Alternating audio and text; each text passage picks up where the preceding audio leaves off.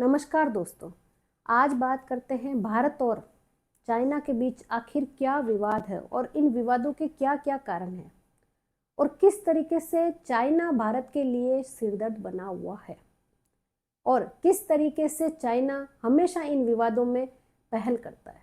हमारा किसी भी देश के साथ मुद्दा हो, युद्ध हो, कोई भी परिस्थिति हो, चाइना का उसमें इनडायरेक्टली डायरेक्टली इन्वॉल्वमेंट देखा ही जाता है। चाइना जो कि भारत को उत्तरी और उत्तरी पूर्वी इलाकों में घेरने की पूरी कोशिश प्राचीन काल से करे आ रहा है और चाइना ने जो अभी अपना रेलवे प्रोजेक्ट प्रस्तावित किया है, जिस पे चाइना काम तो 2008 से कर रहा था, लेकिन 2025 में उसने ग्राउंड पे लाने की कोशिश की है। और ये रेलवे लाइन जो है, लाइन ऑफ बीजिंग से होते हुए गोलमंड से आगे तिब्बत के ल्हासा तक, और लेटेस्ट जो बताया जा रहा है वो होगा तिब्बत के ल्हासा से सिंगास्ते और नेपाल के गेरोंग से होते हुए लद्दाख के पेंगोंग झील, जिसे चाइना अक्साई चीन अपना हिस्सा मानता है, जो कि चाइना की नहीं है, उससे आगे ये जाएगा होतान तक। और पेंगोंग झील के पास लाइन ऑफ एक्चुअल कंट्रोल दोनों देशों के बीच में एक एरिया डिसाइड किया गया है, सीमा क्षेत्र डिसाइड किया गया और फ्रंट लाइनर रखा गया। लेकिन चाइना हमेशा थोड़ा थोड़ा मूवमेंट करते धीरे धीरे दूसरे देशों की सीमा पे अपना अधिग्रहण करना स्टार्ट कर देता है। पेंगोंग झील से इस रेलवे लाइन को प्रस्तावित करने का मतलब है कि हमारा यहाँ तक अधिग्रहण है, जो कि एक बहुत गलत बात है। और बात करते हैं पूर्वी भारत में। ये पूर्वी भारत में तिब्बत के ल्हासा से सेम वही रेलवे लाइन आगे की ओर सिक्किम से यदोंग काउंटी से होते हुए अरुणाचल प्रदेश में नियंग रांची तक बिछाई जाने की योजना बनाई है। ये जो प्रोजेक्ट इन्होंने पब्लिश किया है, ये भारत के लिए कतई बर्दाश्त करने की बात नहीं है और भारत के प्रधानमंत्री इस पे कड़ी प्रतिक्रिया करेंगे और हो सकता है जो भी कदम उठाया जाए वो उठा सकते हैं। और चाइना के राष्ट्रपति शी जिनपिंग इस बात को भांपते हुए कि इस तरीके से कर सकता है और हमारे रेलवे प्रोजेक्ट में कोई रुकावट ना आए, उसके लिए उन्होंने अपने वहां के विदेश मंत्री यांग यी को भारत के 2 दिवस दौरे पे भेजा है, जहां पे 2 दिवस दौरे पे उन्होंने प्रधानमंत्री और यहाँ के राष्ट्रीय सुरक्षा सलाहकार अजीत डोभाल और यहाँ के विदेश मंत्री एस जयशंकर से वार्तालाप की है। उस वार्तालाप में कुछ शांतिपूर्वक मुद्दे डिसाइड किए गए हैं और यांग यी की ओर से चीन के राष्ट्रपति शी जिनपिंग ने नरेंद्र मोदी को चीन में तियानजिन में 2 दिवस का जो सम्मेलन होगा संघाई सुरक्षा संगठन, उसके लिए आमंत्रित किया है।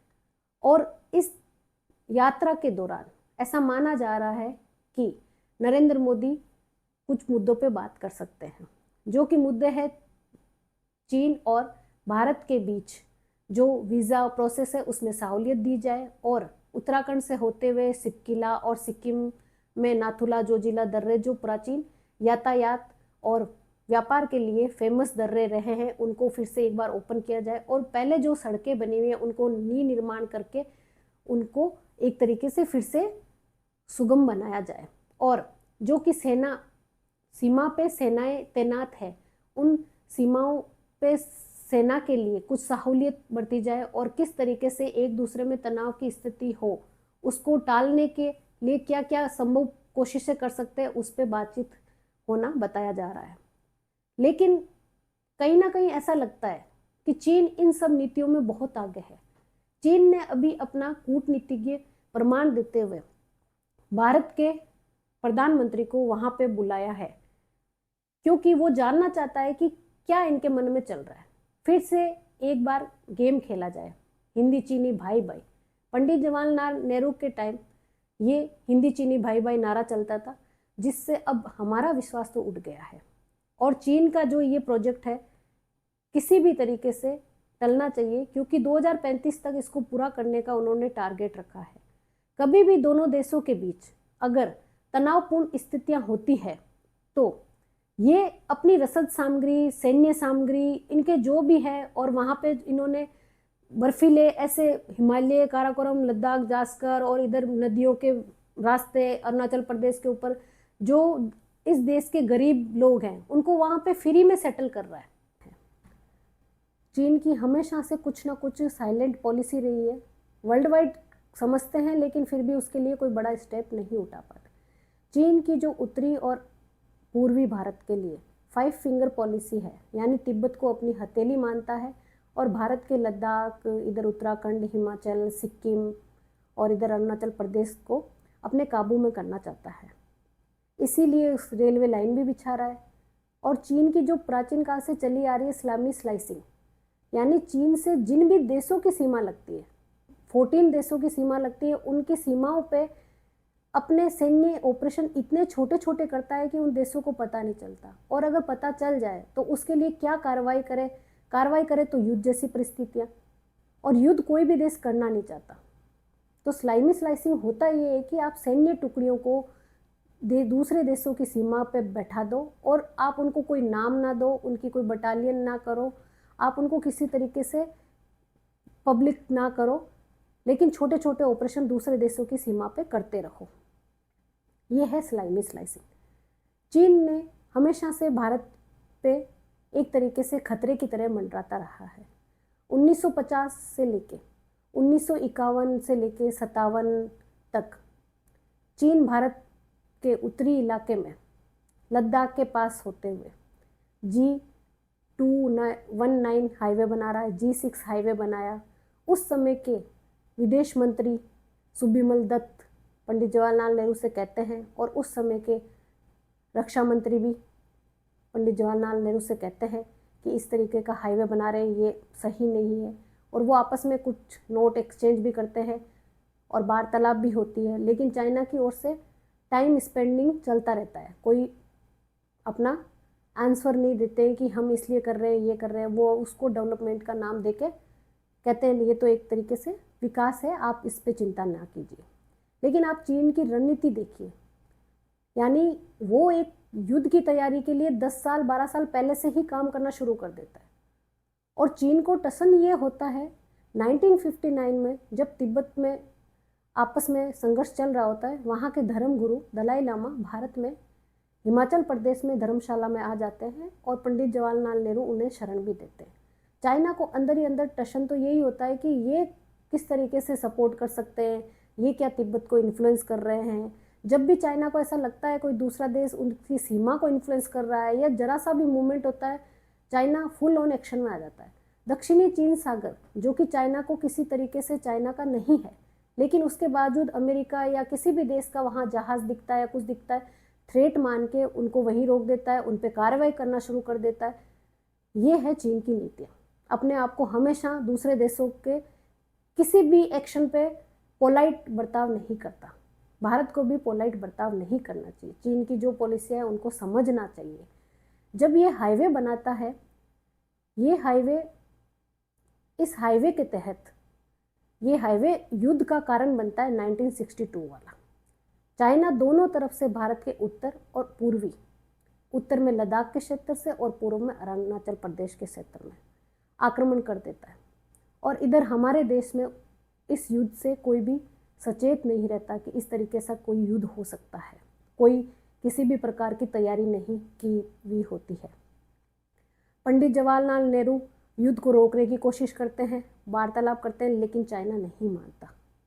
और यहाँ के जो उस समय के राष्ट्रपति थे राधाकृष्ण और जो रक्षा मंत्री थे कृष्ण मेनन, जनता में इतना आक्रोश आ जाता है कि इनको हटाने और इनकी सरकार को नकारा मानने, और इस तरह की सरकार रहेगी तो देश किस तरीके से विकास करेगा, हिंदी चीनी भाई नारे को मानना, चाइना की कूटनीति को नहीं समझना, ये एक तरीके की उस समय की जो भी सत्ता है, जो भी सत्ता पावर में थे, उनकी फेलियर मानी जाती है।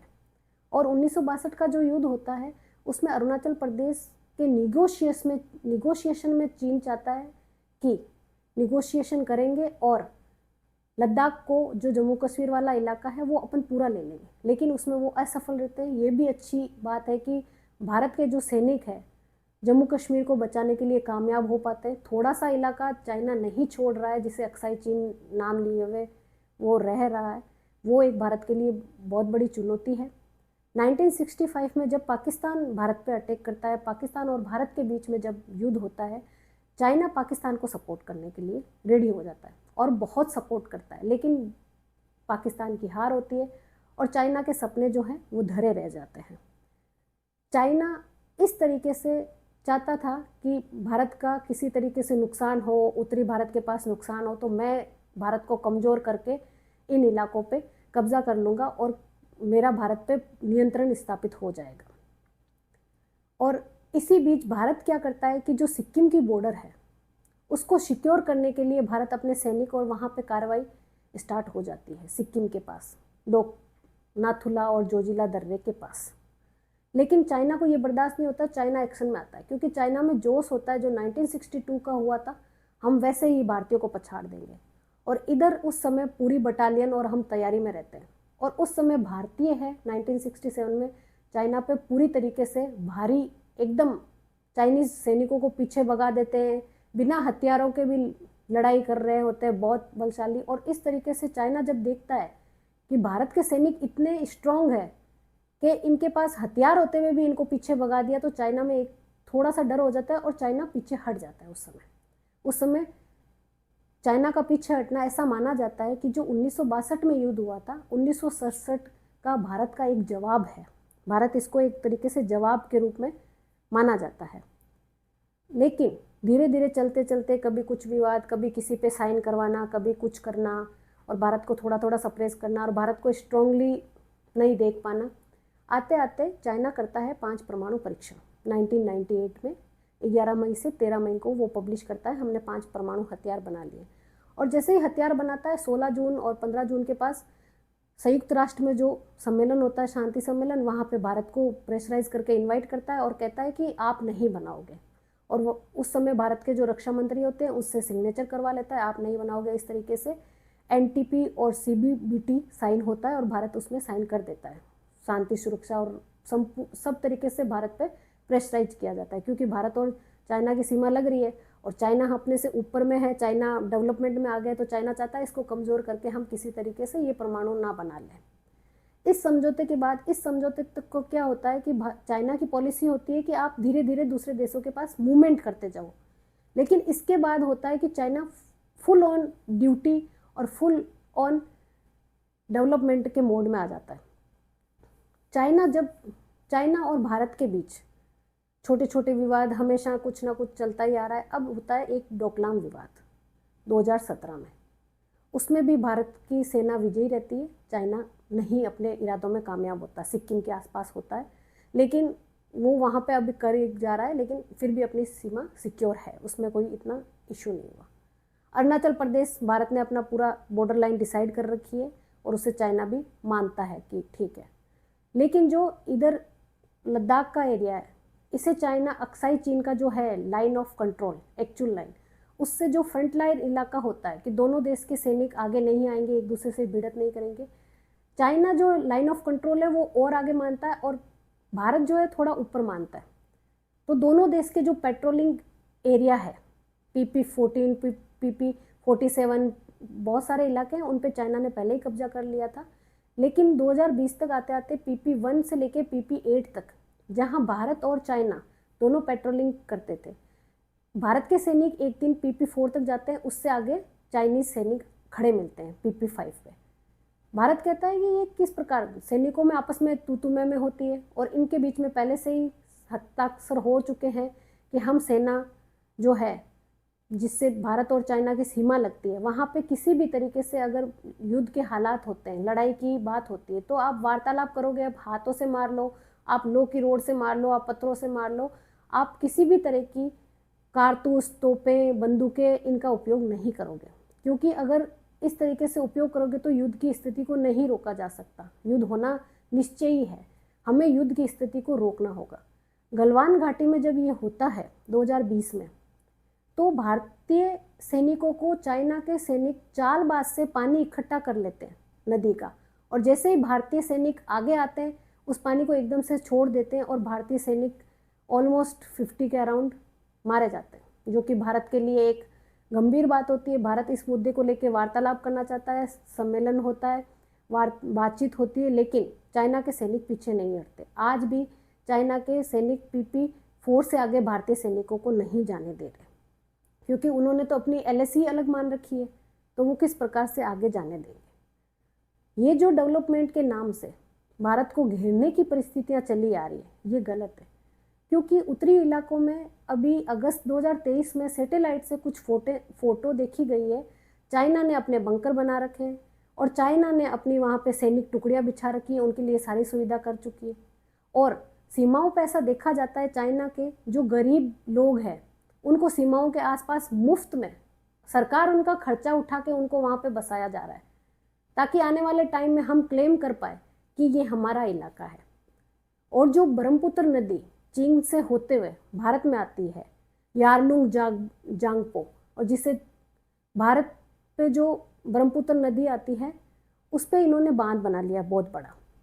अगर किसी भी समय में वो बांध ओवरफ्लो होता है, उस बांध के गेट खोले जाते हैं, तो पूर्वी भारत का जो इलाका है वो ऑलमोस्ट डूबने के कगार में आ सकता है या उसको नुकसान है। चाइना के जो डेवलपमेंट है वो हमेशा भारत के लिए एक तरीके से खतरा ही क्यों रहे, या वो इस तरीके से क्यों कर रहे हैं कि वो खतरा ही साबित हो। और एक सवाल है कि ये जो कभी भारत की सीमा चाइना से लगती ही नहीं थी, स्पर्श तक नहीं करती थी, आज वो चाइना हमारे भारत के अंदर कैसे घुस रहा है, इसको जानने के लिए आप मेरे अगले वीडियो में देखिए भारत और चाइना और तिब्बत, ये जो पास की जो भी देश है, चाइना ने किस तरीके से भारत की सीमा के पास अपना अधिग्रहण किया है।